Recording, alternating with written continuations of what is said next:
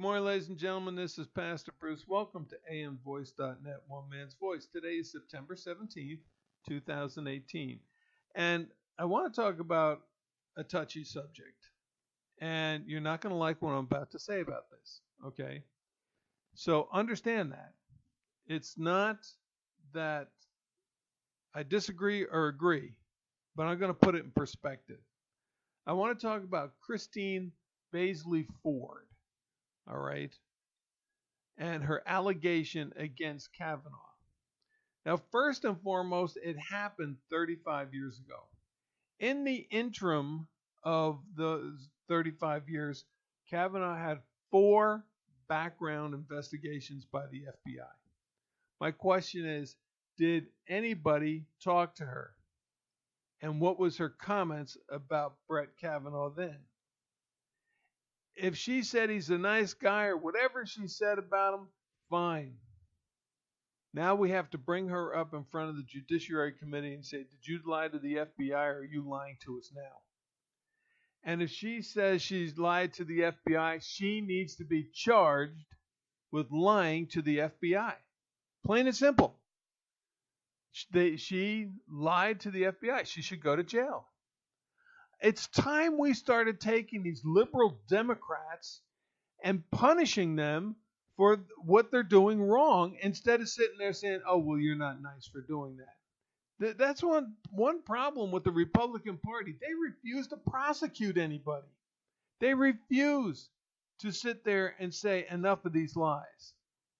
Now, 35 years ago, apparently Kavanaugh pinned her to the bed during a house party in Maryland in the early 1980s, attempting to remove her clothes and putting his hands over her mouth when she tried to scream.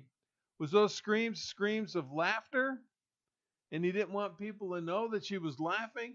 Were they screams of terror? If they were screams of terror, why didn't she bring something up back then? Think about when you were 16, 17, 18 years old. How you messed around and clowned around and teased and joked and tickled and everything else when you were young. They were kids, ladies and gentlemen. Children, according to the Democrats. Children, because we don't develop our mental capabilities until we're 26. So teenagers are from the age of 13 to 26, according to psychology, and Christine Blasey Ford knows that. Christine Blasey Ford knows that. So 30 years ago, after 4 background investigations, she brings this up. Oh, because I went to my psychologist and I found all of this out. Oh, well, hello. You're going to a psychologist or a psychiatrist? Do you have problems? Obviously you do. And only because of that. Was it Kavanaugh or was it somebody else? Are you just throwing a name in there? This might have occurred, but it might not have been Kavanaugh. It might have been somebody else. Now, it's 35 years ago, people. That's why I say, don't take this allegation seriously. They were kids. They were teenagers. Don't take it seriously. Kids do stuff like this. If she was raped and there was proof of the rape, then take it seriously. But then you have to ask yourself this. From that time on, for the last 35 years, what has his conduct been with women? Now understand, according to psychology, and she knows this, if a person does something once, they're going to do it again. And in 35 years, no woman has brought this allegation forward. As a matter of fact, all of the women, both Democrats and Republicans, praise him for his ability to deal with women and how he respects women. So why is it this woman's coming out and saying this? Point number 2. She wrote it down 35 years later in a letter and sent it off to Feinstein. Okay? And Dianne Feinstein, who sat on the committee to question him, also met with him prior to him coming up in the committee. She had the letter since July. Nothing was said to him. She didn't question him about that. Here's a one-on-one situation. She could have gotten a feel for his answer and, if necessary, brought it up during the committee. But she didn't. Why? Because most likely she believed that it didn't happen, for one, or she believed that it was just a story to try to derail the appointment of Kavanaugh. For whatever reason, she didn't bring it up. Now, Diane is in trouble in her own state because she's too moderate. She's not liberal. She's a moderate. And there are people that are coming up against her. She wants to keep her seat.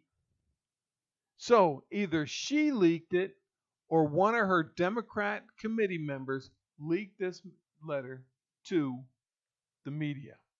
You want to talk about who's involved in leaking information? We know it's the Democrats, and here's a prime example, because the Republicans had no clue of this letter at all.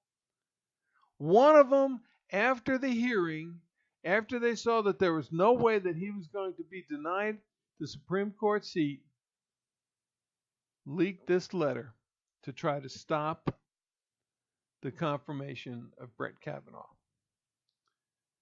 And so now we have to have a whole other hearing with this woman coming in, spewing her allegations that are 35 years old, and putting him through another couple of hours of questioning to determine whether or not two teenage kids were messing around during a party. He has a witness. That witness is coming forward saying it never happened.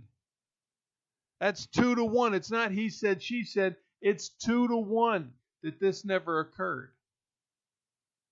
Why are we even wasting our time with this? I am sick and tired of women, especially women in Hollywood, in California, coming out who are making hundreds of thousands and millions of dollars, coming out saying sexual abuse, 30 to 35 years later. After they've gotten their position, after they've secured their future, after they have all the money that they need in the world, now they're coming out saying, yeah, in order for me to do this, I had to be sexually abused. Those are the women in Hollywood. It's a joke. You accepted it at the time. You accepted you knew what was going to happen, and you went along with it. You made your millions. Now you're screaming and shouting. I mean, ladies and gentlemen, it was the last 5 years. I would say, yes, we need to start taking this serious. But most of these allegations are 35, 40 years old. They made their millions of dollars.